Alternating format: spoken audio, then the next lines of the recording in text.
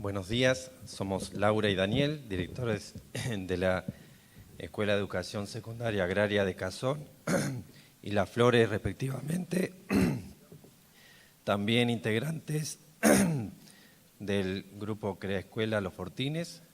A nosotros nos toca presentarles al segundo disertante, un colega, Ariel Rotondo, es director del Instituto Superior José Manuel Estrada, de Santa Teresa, Santa Fe, asesor de proyectos de innovación educativa, integrante del equipo de diseño curricular para la nueva educación secundaria de la provincia de Buenos Aires, colaborador en la Dirección Provincial de Educación de la provincia de Entre Ríos. Técnico superior en Administración de Empresas con capacitación pedagógica.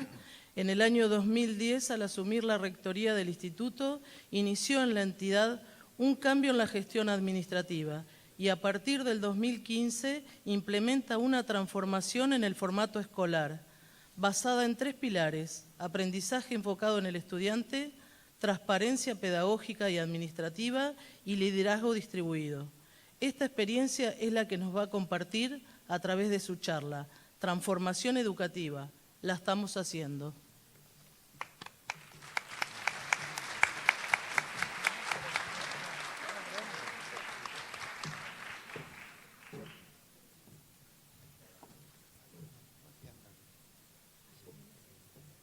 Yo voy a hablar de acá. Sí. Bueno, buenas tardes. Bueno, buenos días. Ya empecé mal. Buenos días.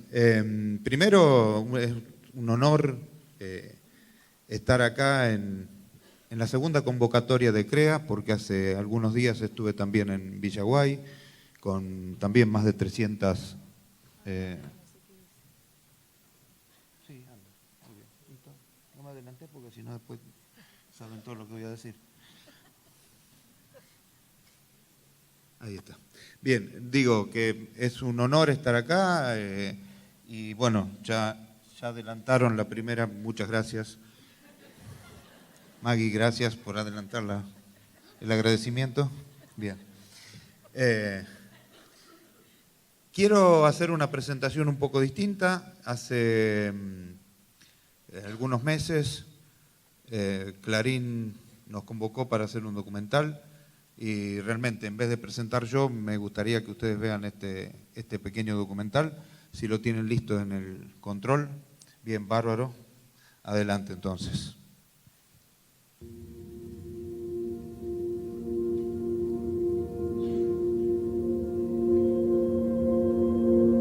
La sociedad es consecuencia de la educación. La escuela debe ser pensada desde cada una de las personas. Hay una escuela en cada individuo. El país no tiene futuros sin educación. No existe otra fórmula mágica que transforme las sociedades y las haga cada vez mejores.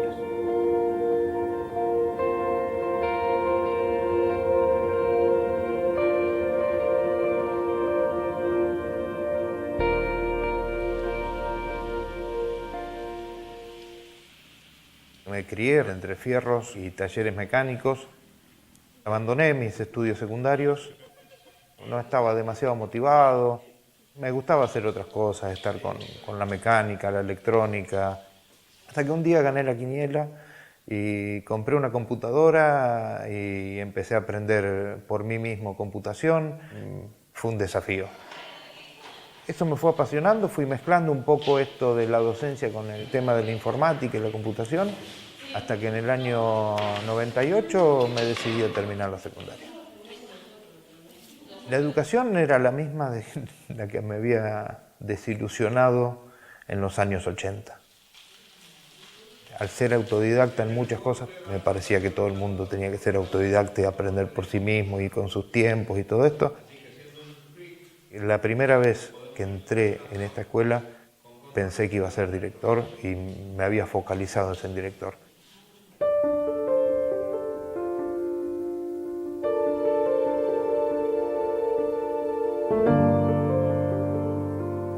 A mí siempre me gustó que estudien los chicos, porque yo no pude estudiar.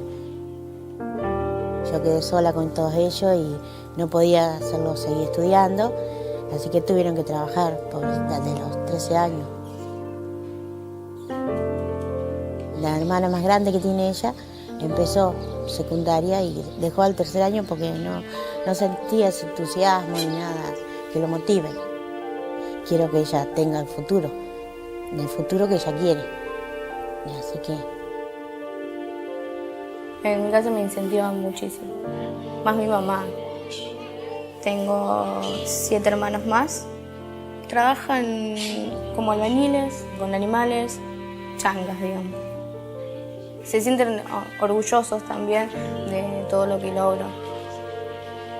Yo creo que tendría que haber un cambio en la educación, porque si hay mucha gente que deja de estudiar es porque hay algo que están haciendo mal. Lo que hicimos es frenar y entender que el foco es el estudiante y no lo son los contenidos, ni los docentes, ni siquiera la escuela.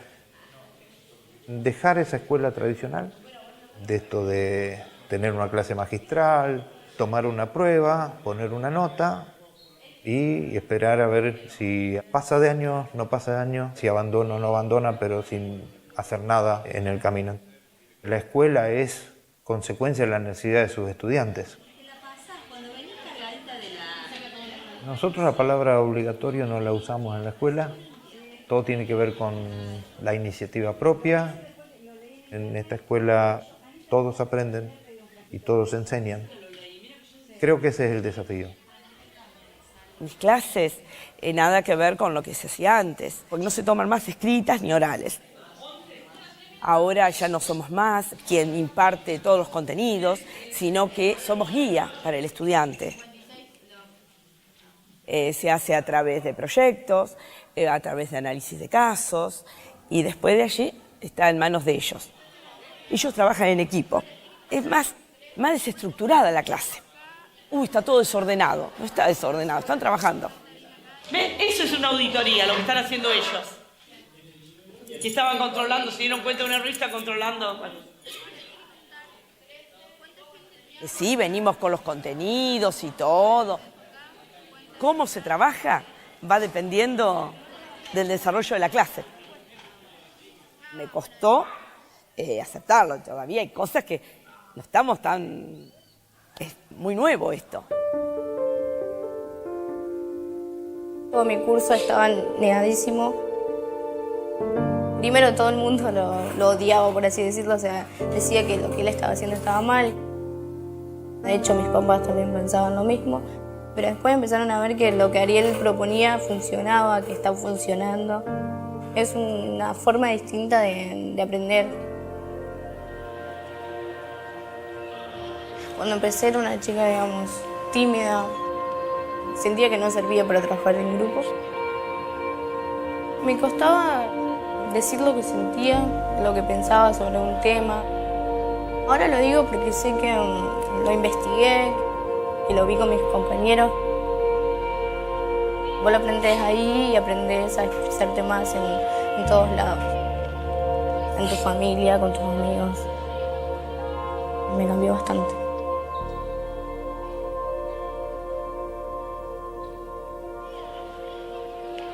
Ahora me parece que estamos creando más una persona más libre, más independiente, más abierta. Todos salen con un contenido básico que les sirve para defenderse la vida.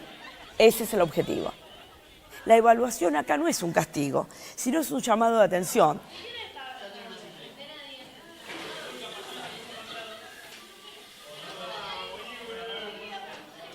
Entonces, la primera competencia que vamos a pensar ahora es la actitud frente a los errores. Jordi, ¿vos qué te pondrías en la primera competencia? ¿Errores?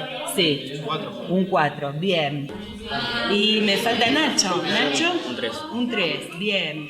¿Todos están de acuerdo con las notas que se pusieron sus compañeros? ¿Les parece justa? ¿Está bien? Bueno, yo también concuerdo. Acuérdense que cuando... Yo ahora no veo otra escuela que no sea de esta manera.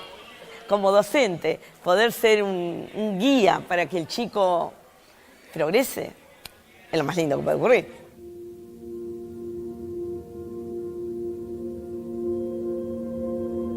Para mí, sueño con ser médica, con ser obstetra. El año pasado, bueno, gracias a los talleres que hay y eso, mirando células en un microscopio, y me decidí que sí, que lo mío tenía que ver con las células, con el cuerpo y ayudar a la gente, y más a la gente que no tiene para ir a un hospital privado. Tengo el apoyo de la escuela y tengo el apoyo de mi familia. Todas las personas pueden llegar a la educación, a tener un título y a ser profesionales. Lo más lindo creo que es conocer bien a tus compañeros. Yo siento que aprendo más así. Tengo una compañera que pensó varias veces en dejar. Al estar contenida, digamos, por un grupo que trabajaba y que la apoyaba, pudo seguir. Nos ayudamos entre todos. Le hemos dado oportunidades a todos. Y eso que se dice fácil tiene una consecuencia social que es infinita y potenciadora. Y creo que ahí se está dando el cambio más importante. La sociedad no está preparada para el éxito en la educación. A nosotros se nos ha convertido en un nuevo desafío esto de que los chicos estén terminando todos el último año de estudios, porque tampoco el mundo del trabajo y el mundo de los estudios superiores están preparados para recibirlos. Es el punto de inflexión, tenemos que ayudarlos a seguir o algunos caerán. La escuela debe apostar por sus alumnos y el gobierno debe apostar por sus escuelas. Formar a nuestros adolescentes para que piensen también en un mañana distinto.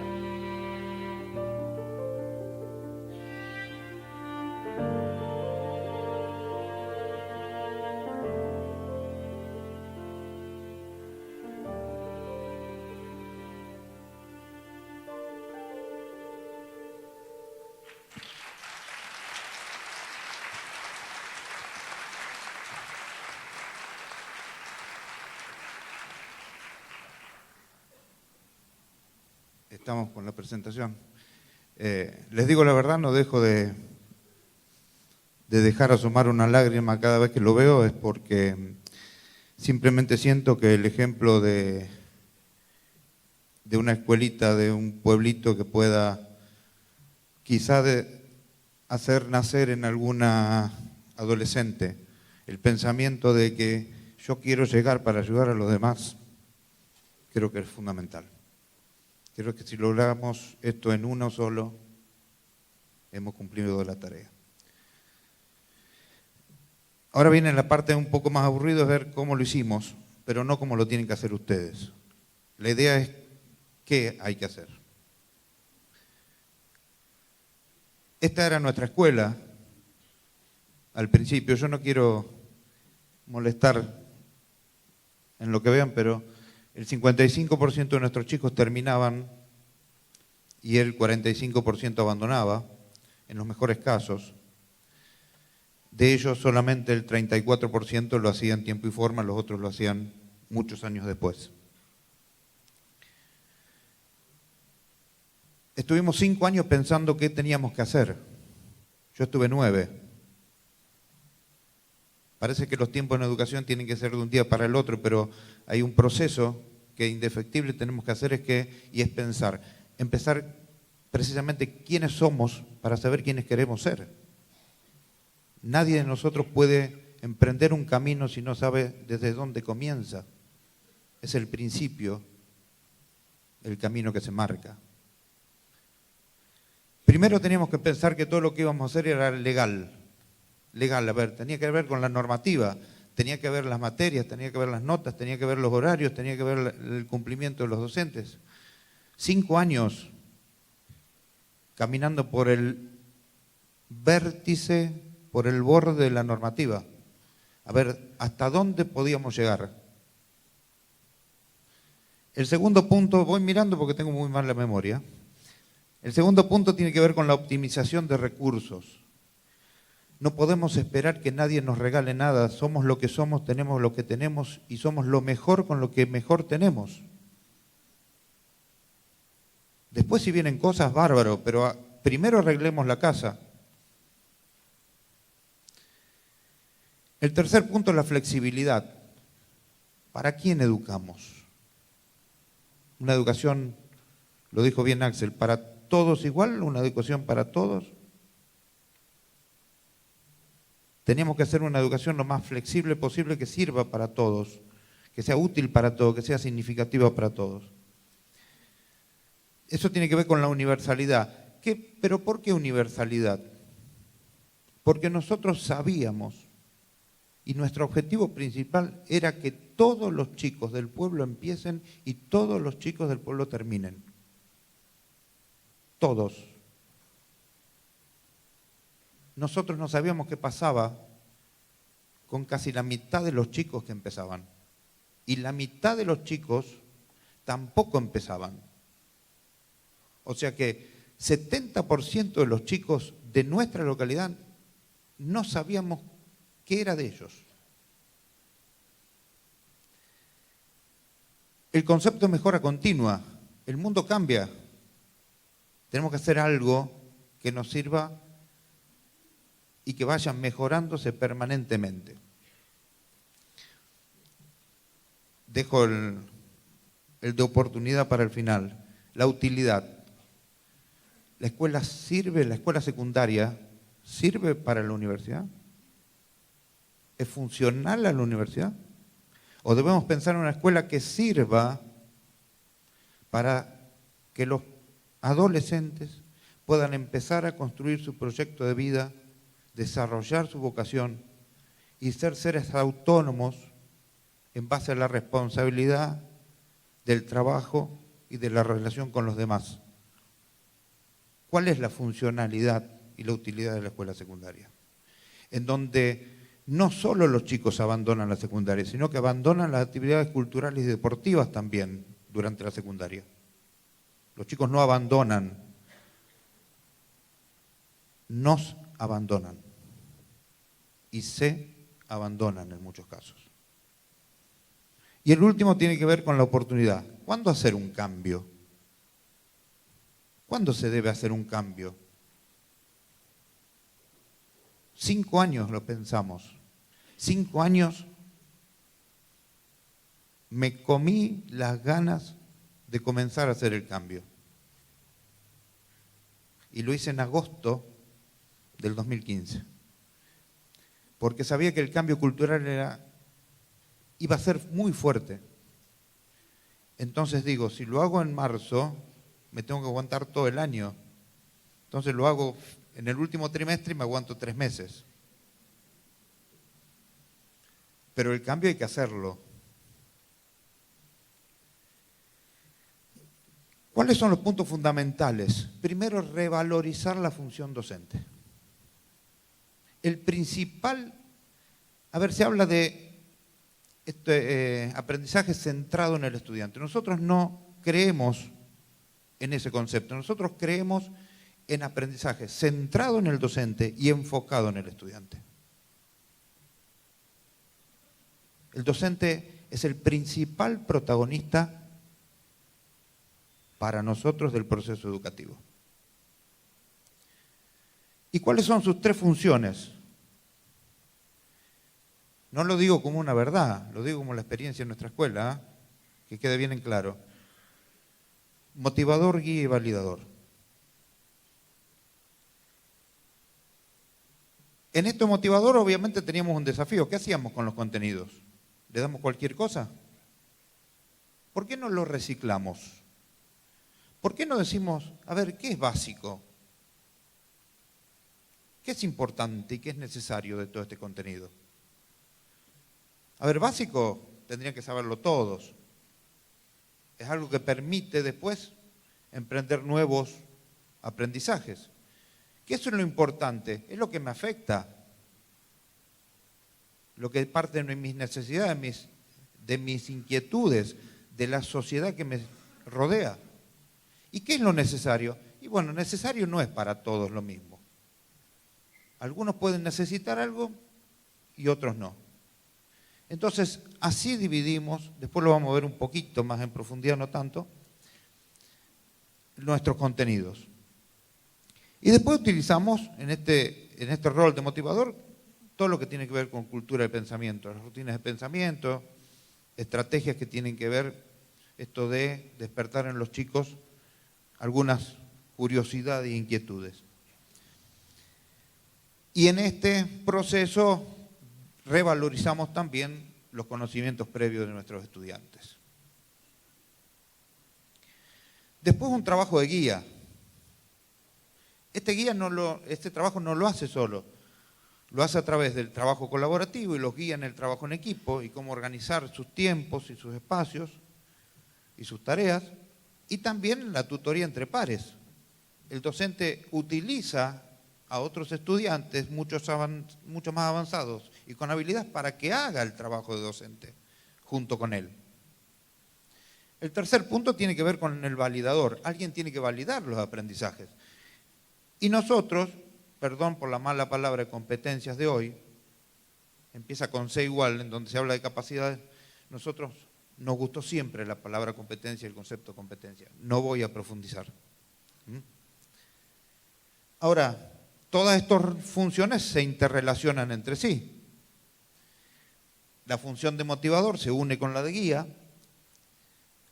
¿Y qué hace el docente? Los incentiva a que investiguen, a que busquen en distintas fuentes, a que llamen a especialistas que pueden explicar algunos temas mucho mejor que el docente, que tengan experiencia, hagan experimentos, que salgan a la calle y que trabajen también en proyectos, casos, análisis de casos, retos. Después tenemos la unión de la función del motivador y validador. Entonces, ¿qué se hace en ese momento? Se ponen en común los conocimientos. El docente lo que hace es precisamente validar esos conocimientos. No es un espectador del que, bueno, pase a dar la lección, sino lo que hace es incentivar ese proceso de puesta en común también. Obviamente, pueden hacer productos finales, hay un ejercicio feedback, hay presentaciones que hacen los chicos.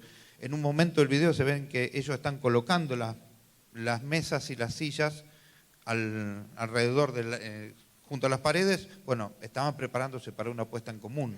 Las puestas en común pueden ser de distintas maneras, pero algunas tienen que ver con esto de poner en juego los conocimientos y compartirlo con los demás y ver quién lo hubiera hecho mejor, qué le parece que tendrían que haber profundizado más, etcétera, etcétera, etcétera. Y después está la función de guía y validador. Para eso utilizamos rúbricas, tenemos un proceso, ahí dice CIPEC, es el Sistema Integrado y Permanente de Evaluación y Calificación por Competencias. Es un software que incluso lo vieron en un momento, en donde, bueno, se muestra el final nada más, que pone la nota al docente, pero hay un proceso de validación, como digo, y es de forma permanente. No tenemos la prueba al final del trimestre, en ningún momento el docente pone la nota del trimestre, sino que lo hace en un proceso desde el primero al último día. Por eso nadie está con los pelos parados los últimos días de los trimestres y mucho menos el último día antes de cerrar las calificaciones finales. Todo esto lo que hace es lo que nosotros llamamos los espacios para el aprendizaje activo. Digamos que todos los contenidos se vertebran en estos espacios para el aprendizaje activo. Acá tenemos precisamente este modelo de selección de contenidos, en donde nosotros decimos que los espacios de aprendizaje activo están compuestos por los que son básicos, como lo expliqué antes, contenidos que creemos básicos, y los que creemos importantes. Si quieren, después me preguntan cómo hacen los docentes para definir esto. Y después, en los contenidos necesarios, que son no para todos necesarios, sino para algunos, lo que tenemos es toda una estructura en el horario que constituyen los espacios para la potenciación de los aprendizajes. Acá tiene mucho que ver con esto que les digo de las particularidades de cada uno de nuestros estudiantes. Los espacios para el aprendizaje activo son multidisciplinares, tenemos 6 núcleos temáticos, no tenemos materias. Por ejemplo, nuestro cuerpo es un núcleo temático y de ahí imaginen ustedes que hay cuestiones que tienen que ver con el cuerpo como cuerpo en sí, cómo funciona, pero también con el cuerpo, a ver cómo lo veo yo, cómo lo utilizo, para qué lo utilizo. Son graduados, significa que los chicos de primer año tienen su espacio en nuestro cuerpo o no. Los de segundo pueden volver a tener nuestro cuerpo con otro nivel de desarrollo y así hasta el último año. Son 6 núcleos temáticos, como les digo, y son obligatorios. Todos tienen que pasar por esta instancia del trabajo en equipo, de investigar, validar sus aprendizajes. Y por el otro lado tenemos los espacios para la potenciación de los aprendizajes. En esto lo dividimos en 3 partes. Estos son disciplinares, significa que, por ejemplo, se da teatro, se da lectura, escritura, folclore, química, física, matemática, derecho, contabilidad. Son no graduados. ¿Qué significa? Que los chicos desde el primer al último año pueden ir a esos talleres. Esto potencia los aprendizajes de los integrantes del mismo equipo cuando van a los espacios del aprendizaje activo. El que va a un taller de matemática, obviamente, lo que hace es volver a su espacio graduado y potenciar con sus conocimientos el trabajo de equipo.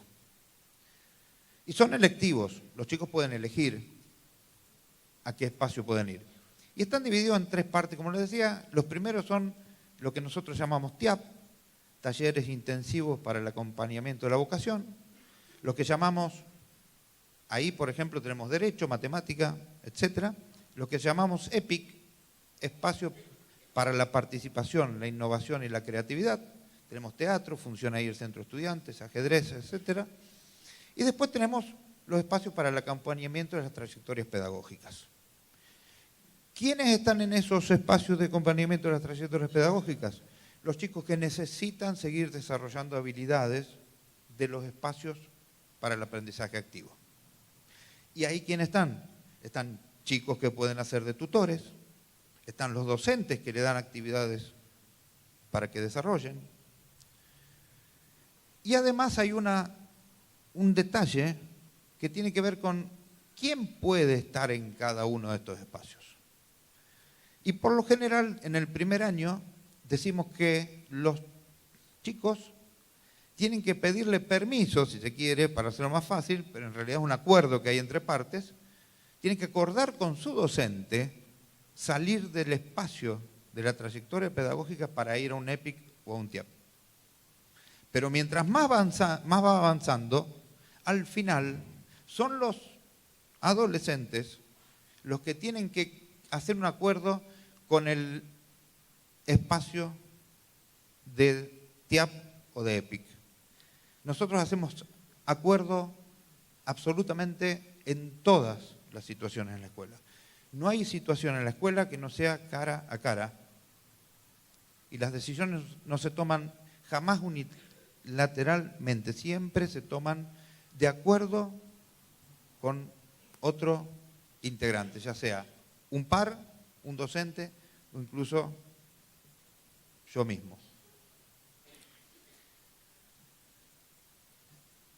Algunos datos: el 85% de los chicos de quinto año del Aprender 2017 dice que se interesa por los temas que se dan en la escuela. Nosotros consultamos permanentemente a los chicos, el 89% de todo el colegio tiene definido qué va a continuar haciendo cuando termine la secundaria. No solamente si va a estudiar o trabajar, sino de qué piensa que va a trabajar y qué piensa que va a estudiar. Yo quiero ser médico. A ver, Luisina estaba en quinto año, ya tiene definido que va a ser médica y obstetra y que además va a ir a un hospital público para ayudar a los que no tienen dinero y los que no tienen obra social.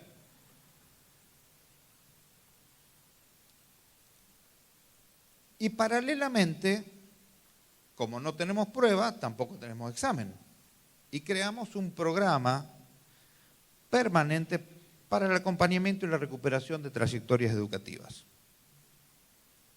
Es un programa permanente porque, aliado con el sistema de evaluación, lo que permite es detectar en cada momento cuáles son las necesidades de cada uno de los estudiantes, de manera individual. Entonces, estos chicos ingresan a este programa y este programa se compone por estos espacios para la potenciación de los aprendizajes y a la vez se compone también por un proceso mucho más intensivo que se da en todo diciembre, en todo febrero y en parte del mes de julio. Entonces los chicos obviamente recuperan sus aprendizajes durante todo el año. ¿Qué logramos con esto? Primero, desde el 2010 al 2018, casi 30% de aumento en la matrícula. Casi el 100% de los chicos de la localidad va a nuestra escuela y casi el 100% de los chicos, el 94% termina en la escuela. Ese 6% está compuesto por 4% de pases y 2% de abandono. Y el 2% de abandono se da en los estudiantes que se anotaron y no fueron a la escuela. O sea que estamos en el 100% de promoción de nuestros estudiantes.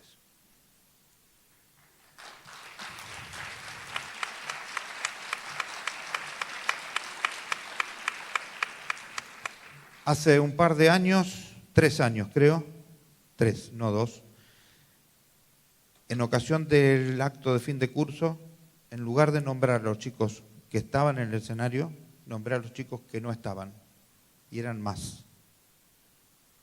Cuando los chicos escucharon los nombres, reaccionaron de todo lo que había no pasado en la escuela. Estos son nuestros números del 2007 a 2018, acumulados, o sea, en el último sector vemos los chicos, todos los chicos que fueron a la escuela, entre 2007 y 2018, pasamos de un 20% de egresados sin materias a un casi 60% de egresados sin materias. Eso significa, como digo, casi el 100% en este momento. ¿Cómo es la evaluación por aprendizajes? Ustedes vieron que hay un software, nosotros desarrollamos un software, nuestra escuela está informatizada al 99,9%, solamente tenemos libro matriz y libro de exámenes, después lo demás está todo digitalizado. El software que hace transformar lo cualitativo en cuantitativo. Tenemos 4 niveles de aprobación, no existe nivel de no aprobación. Quien es responsable de que aprueben es el docente y su intervención. El primer nivel de aprobación, de aprobación, pero no significa, primer nivel de logro, pero no significa de aprobación, es cuando el estudiante entiende que necesita ser ayudado por alguien para aprender. El segundo nivel es cuando lo ayudan y está aprendiendo. El tercer nivel es cuando ya no necesita que lo ayuden. Y el cuarto nivel es cuando ayuda a otro a que aprenda. Eso significa que el sistema de aprendizaje potencia hacia arriba y permite que los logros sean compartidos. Y no podés tener la mejor calificación si no compartís tu conocimiento con los demás y tus habilidades con los demás.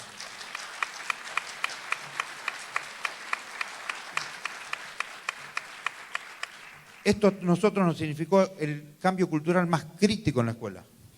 Chicos que memorizaban y sacaban 10 pasaron a sacarse 7 u 8. Chicos que no aprobaban una materia pasaron a sacarse 7 u 8. Luisina era una chica que no habló durante 1 año y medio en la escuela.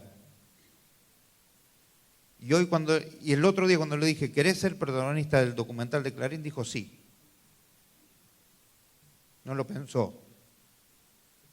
Tenemos chicos que tuvieron 3, 4 años sin conocer su voz. Y hoy son protagonistas en la escuela. Lo dijo ella. Yo era una chica muy tímida. Es que si nosotros como docentes no empezamos a trabajar con cada uno de ellos, empiezan y terminan como son, no como quieren ser. Si no les enseñamos a descubrir cuál es su principio, qué es lo que valen, después no van a nunca conseguir hacer lo que quieren ser. Y ellos lo dijeron muy bien, tanto la madre como ella. Tenemos una serie de criterios que durante 3 años, así como seleccionamos las 6 materias que tenemos, también estuvimos 3 años escribiendo todos los días lo que hacía cada docente en su aula. Escribía, ¿qué quiero que aprendan? ¿Cómo voy a querer hacer que aprendan? ¿Qué voy a evaluar de ese aprendizaje? ¿Y cómo me fue? Todos los días durante 3 años lo escribimos.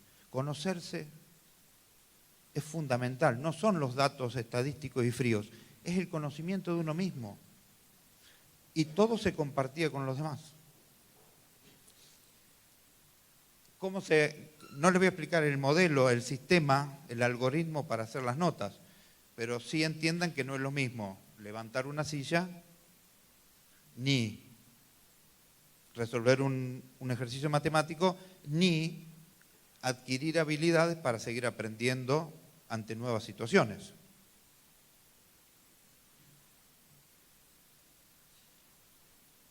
¿Cuáles son las características de este sistema de evaluación? Primero, el error es parte fundamental, no dice fundamental, pero el error es parte fundamental del aprendizaje. Equivocarse es mejor que acertar. El 80% del tiempo vivimos equivocándonos, porque estamos aprendiendo. Pero si no sabemos y no analizamos en qué nos equivocamos, no vamos a aprender más. Y obviamente no vamos a aprender nunca todo lo que se tiene que aprender. Entonces el error es presente permanentemente en nuestras vidas. Cuando elegimos una comida, cuando decidimos cruzar la calle, cuando decidimos mirar o no mirar a otra persona. Lo vimos como proceso permanente, es una construcción colectiva. Nosotros nos reunimos colectivamente para definir cómo van a ser esas evaluaciones. Por ejemplo, si el primer año decimos, los chicos usan celulares y toman mate, vieron ahí, ¿no? Y lo estuvieron viendo de fondo. Si nosotros decimos, bueno, el primer año vamos a evaluar el uso del celular, por decirle algo polémico. Si llegamos al 5º año y estamos evaluando el uso del celular, algo está funcionando mal. ¿Se entiende, no? Si en primer año evaluamos cómo levantar una silla y que el salón quede lindo, o sea, levantado y en orden, no para que quede lindo y para decir que no ensuciamos, sino para que la portera trabaje menos y pueda limpiar otra cosa. Cualquier acción que se realiza tiene consecuencia en otra persona. El otro día vi un video que era viejo y no lo había visto nunca, 10.000 personas hacen falta por lo menos para hacer un lápiz. Nada es individual. Todo es colectivo. Obviamente hay en ese proceso un acuerdo entre pares, como les digo.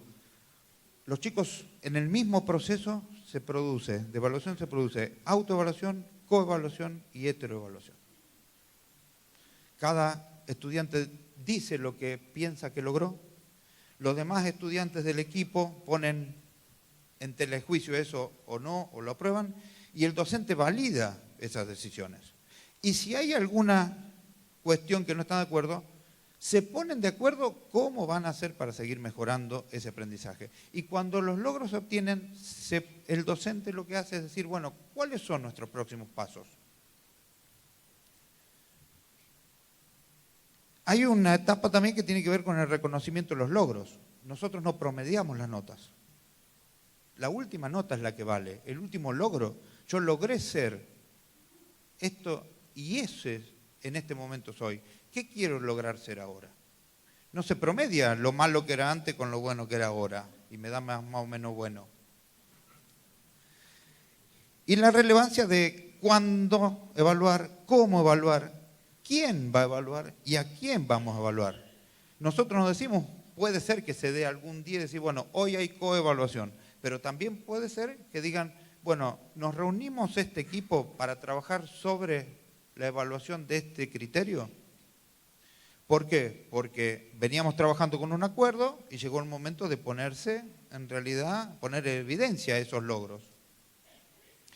Y, como digo, este papel de docente como validador, como autoridad, pero no autoridad de la verdad, sino como autoridad de educador. Estos son no están los números, pero son los resultados de aprender en lengua y matemática. No me interesa mucho, pero siempre me lo preguntan. Nuestros resultados son los de amarillo, los de rojo son de la provincia de Santa Fe y los de azul son los de a nivel país. Y todo esto tiene que ver con si se quiere, el aprendizaje enfocado en el estudiante. Ahora, hay dos puntos fundamentales que tienen que ver con el modelo de gestión también. Hoy es sábado. El martes, como le dije, fui a Villaguay. La escuela funciona igual. Este cambio de modelo de gestión de un docente que está en el mundo, como debería estar la escuela, y no encerrada en habitáculos rectangulares muchas veces, rectangular la escuela, rectangular el aula, rectangular el libro muchas veces, no digo siempre, pero debe haber esto, digo, la escuela funciona igual, hay una visión compartida, sabemos a dónde vamos, porque sabemos quiénes somos y sabemos dónde queremos ir. Lo digo siempre, tenemos ese concepto de libertad que es decir lo que pensamos y hacer lo que decimos.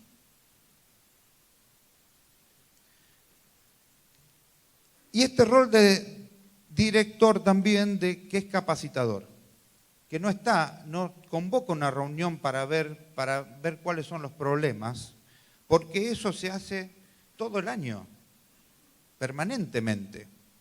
Entonces el docente, cuando convoca para seguir mejorando, digo ahí, como motor inspirador de un proceso de cambio permanente. El motor de gestión educativa no debe parar nunca. Por más que haya horas de clase y horas de una materia y otra, el motor debe seguir funcionando. Y el docente es docente hasta la muerte. Y es educador hasta la muerte. En este sentido también lo habló Axel, del liderazgo distribuido en algún momento, ¿no, Axel? Sí. Nosotros sabemos que autonomía no es hacer lo que quiera cualquiera, sino hacerlo a través de esa responsabilidad que me da la relación con el otro. Esta autonomía de decidir con el otro y que empodera a cada uno de los integrantes de la comunidad. Y un concepto también muy importante es la información. Nosotros, como tenemos todo informatizado, tenemos la posibilidad de tomar decisiones casi en tiempo real. En cada momento los padres saben en qué lugar de avance están los chicos, los docentes saben lo que hacen sus colegas y lo comparten, y yo sé absolutamente todo. Hacemos muchas encuestas, cada 2 años evaluamos el clima escolar, la relación entre los chicos, qué es lo que hacen fuera de la escuela, etcétera, etcétera. Y después hay un concepto de transparencia que para nosotros es fundamental. Nuestras reuniones de personal se hacen con el centro de estudiantes y los delegados de curso. 100% de las reuniones. Solamente las reuniones de capacitación se hacen sin estudiantes. No concebimos otra forma de tomar decisiones que no sea con los estudiantes, porque nos aceleran los tiempos. Nos acelera el tiempo de probar a ver qué pasa, porque traemos al sujeto de aprendizaje a la reunión y sabemos lo que va a pasar antes de que pase, porque lo discutimos con ellos. Entonces todo esto que nosotros vimos, nos permite tener un tiempo valioso y que nosotros incluso hemos cambiado el nombre de recreo por espacio de encuentro, en donde nos encontramos con nuestros estudiantes, nos encontramos con nuestros colegas y nos encontramos principalmente con nosotros mismos.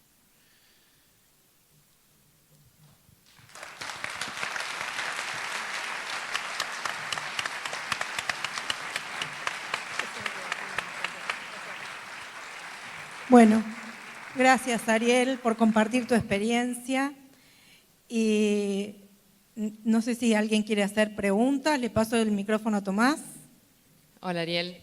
Hola, ¿qué tal? La pregunta es, ¿cómo fue el proceso de adaptación de todo el equipo a este cambio? Y Siempre lo digo. incluyendo también, perdón. No me haga muchas preguntas. No. Digo, incluirme en la respuesta también Sí. en la inspección. Los inspectores. Dos respuestas muy sencillas. La primera, hay un poder de coacción que se produce secuestrando primero perros y gatos. O sea, los docentes que no estaban alineados con esto, primero les secuestrábamos el perro, que era más fácil. Después el gato sí tenía y con los hijos, bueno, última instancia. Realmente, durante 5 años estuvimos viendo y analizando quiénes éramos. Cuando uno descubre quién es, les digo la verdad, y quién es como educador especialmente, quién es, no cómo es, sino quién es, cuál es su raíz. Les quiero decir una cosa, yo no soy el director del Instituto Superior José Manuel Estrada de Santa Teresa. Yo soy un ex mecánico, nacido en un pueblito del sur de la provincia de Santa Fe, que abandonó 14 años los estudios y después se decidió a cambiar algo. Ese soy yo, no soy el educador. Entonces, cada uno de ustedes, cuando descubre quién es, está al servicio del otro. Es ese punto, simplemente. Entonces, ¿qué tenemos que hacer nosotros los directores? Ayudarlos a descubrir quiénes son. Si yo todos los días les pido, les mando una circular, que tienen que hacer esto, que el acto, que les distribuyo los actos, yo no distribuyo los actos y los profes se ponen de acuerdo que no es. ¿Por qué tengo que hacerlo yo? ¿Por qué ejercer esa presión permanente sobre las acciones? Y que mañana tenemos la jornada de ESI y toda la provincia, todo el país haciendo la jornada de ESI. Si mis tiempos son distintos y mis realidades son distintas. ¿Y por qué?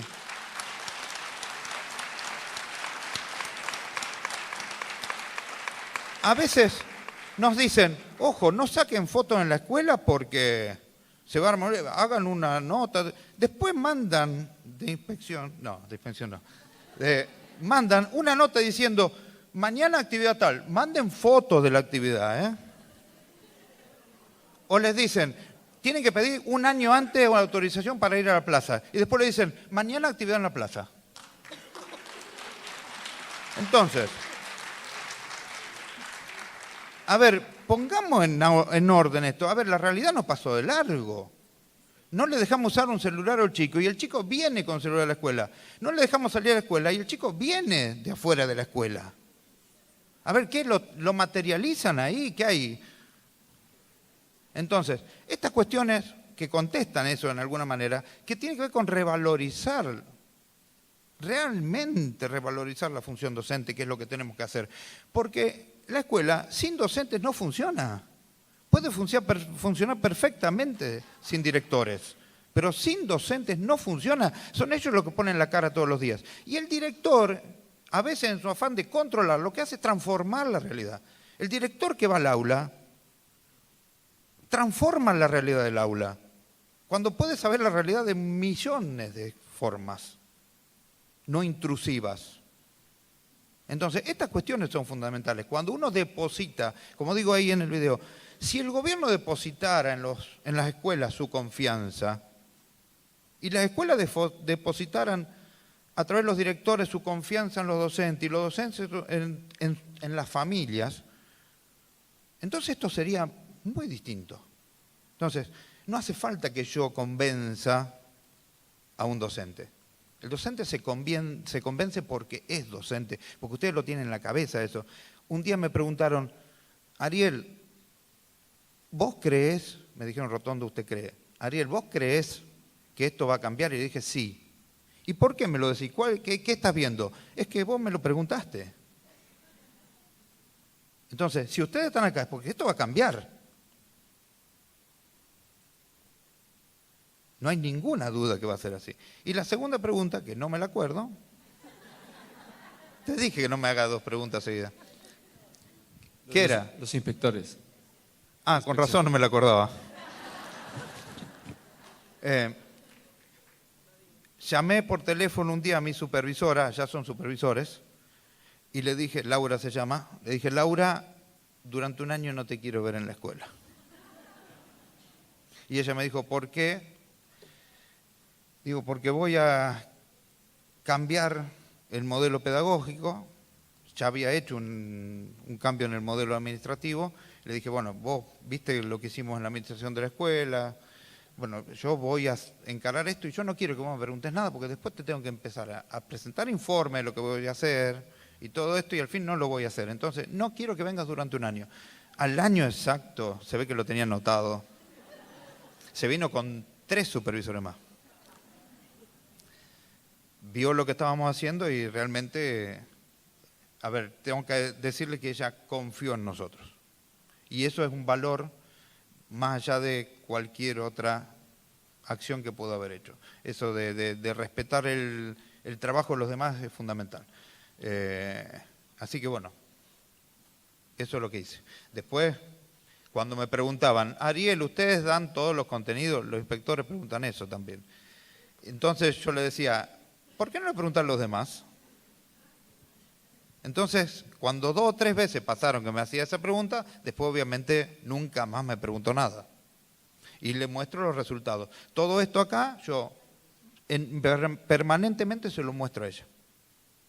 Y bueno, incluso nuestra escuela es muy transparente, todos estos datos están en nuestra página web, así que lo pueden ver todo el mundo. Bien, gracias. Sí. Ariel. ¿A dónde? Levante la mano. Acá. Ah, acá cerca. Sí. Bien. La educación es fundamentalmente emancipadora y nosotros formamos sujetos sociales. ¿Nos podés detallar un poquito las características de ese pueblo que nombraste varias veces, sobre todo con sus distancias a grandes centros urbanos, qué nivel de aislamiento tiene? Y lo otro, vos decís que esto, hablaste 2016, 2017, 18, 19, pero digo, seguramente estos jóvenes van a tener impacto en esa sociedad, ¿qué comunidad? ¿Qué está esperando esa comunidad de este cambio? Porque me dijiste que todos los jóvenes van a esa escuela. Todos los jóvenes de esa comunidad van a esa escuela. Sí. Hay un impacto esperable, posible, demandante, no sé. Sí.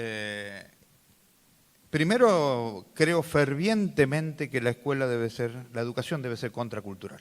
La educación debe cambiar el mundo. Y la educación secundaria especialmente, que surgió como una forma de mantener la élite y la clase social, se transformó luego en una transmisora de academicistas, libros, bueno. Hoy no tiene lugar. Hoy necesitamos tener jóvenes que sean autónomos, que puedan decidir, lo repetí varias veces, puedan construir su proyecto de vida y puedan no cambiar la realidad, mejorar la realidad. O sea, la escuela tiene que estar basada en eso y repito también, tiene que tener confianza en esos estudiantes que lo van a hacer. Tiene que confiar en ellos y tiene que aportar herramientas para desarrollar en eso estas cosas que vimos, que estamos cansados de escuchar. Creatividad, pensamiento crítico, resolución de problemas, innovación, colaboración. A ver, en eso tenemos que centrarnos. Si utilizamos los contenidos hoy, los datos, la información que existe, utilicemos de la mejor manera eso. O sea, no es que transmitamos cosas que están transmitidas. Ya está, esa etapa terminó. ¿Fue buena en su época? Sí, porque el mundo necesitaba eso. Pero cuando empezó la comunicación y las tecnologías, hacer esta globalización que, a ver, no es la misma globalización que vimos en el primer momento, que hoy ya es una globalización virtual. Entonces, si no trabajamos en eso, obviamente no vamos a conseguir un agente de cambio. Y el segundo punto, está el mundo menos la Argentina, menos Santa Teresa en el sur de Santa Fe, preparado para recibir a estos chicos? No. La Argentina no está preparada para recibirlos. La Argentina no tiene una alianza verdadera entre la educación, la empresa y el gobierno. Y esto es fundamental. Y yo me alegra que CREA, como otras instituciones, pueda tomar iniciativa en esto. Hace 3 días estuve en la Cámara Argentino-Alemana con un sistema dual que es éxito en Alemania, que puede hacer que nuestras comunidades devuelvan productivamente todo lo que se invierte. Entonces, ¿por qué no aprovechamos esas cosas? ¿Por qué no? Yo fui a Finlandia y en una escuela entro y había una pared llena de cartelitos de publicidad de empresas que apoyaban a esa escuela. Y acá parece que fuese mala palabra. La empresa, no digo el mercado, porque si nosotros como escuela no lo hacemos, si nosotros como gobierno no lo hacemos, si nosotros como empresa no lo hacemos, es el mercado el que hace lo que nosotros no queremos hacer. El mercado es otra cosa. Entonces, estas cuestiones creo que son fundamentales. Y esto es repensar la educación. Es repensarla. Listo, lo que existía no va, listo, no va. No va, pero este convencimiento también tiene que salir del mismo seno de la sociedad. El padre, nosotros tenemos que entender que nosotros tenemos que también que hacer una docencia con los padres. Porque los padres no pueden decirle, vos no aprendiste nada porque no leíste 3 hojas en el libro porque no te llevaste tarea a tu casa. Los padres tienen que decir, a ver, ¿qué es lo que aprendiste hoy? ¿Qué hicieron hoy? ¿Eso les sirvió para tal cosa? ¿Para qué? Empezar a plantearse la educación desde el mismo seno, la educación que es la sociedad. La escuela no puede ser pensada de otra manera que no sea como sociedad y como transformadora de la sociedad. Entonces, ese es el punto nuestro. ¿Que nos trae muchos problemas? Les aseguro que sí. Les aseguro que sí, y obviamente que va a ser así. Porque los cambios son difíciles, pero más difícil es enfrentar a aquel que no quiere cambios, que no le convienen los cambios, y que son muchos. Son muchos. Y nosotros tenemos que crear esa cultura de cambio en nuestros estudiantes, no esa cultura de persistir en el exitismo, en tomar una prueba y poner de abanderado que mejor nota tiene. Eso tenemos que olvidarnos de eso. Y a veces los gobiernos cometen errores. Por ejemplo, 2 estudiantes de física, está bárbaro. Pero para algunos que no tienen ni qué comer, el ejemplo de 2 estudiantes de física que se fueron a Dubái no significa absolutamente nada, porque no saben, hay chicos que no pueden dormir en su casa porque la mamá es prostituta y no lo deja dormir en la casa. Y hay 10 grados bajo cero y están en la calle. O van a la casa y le mataron al hermano. O tuvo 5 padres y no sabe quién es el real. Entonces, eso es lo que tenemos que cambiar nosotros. Y si no lo hacemos, hemos perdido una oportunidad. Y Argentina realmente está cansada de perder oportunidades. Me parece que este es el mundo que nos merecemos hoy, pero el que tenemos. O sea, nos debemos, quiero decirlo bien, esto es lo que tenemos porque lo hicimos nosotros. A ver, no le echemos la culpa a nadie, cambiemos. Perdón. Pero cambiemos.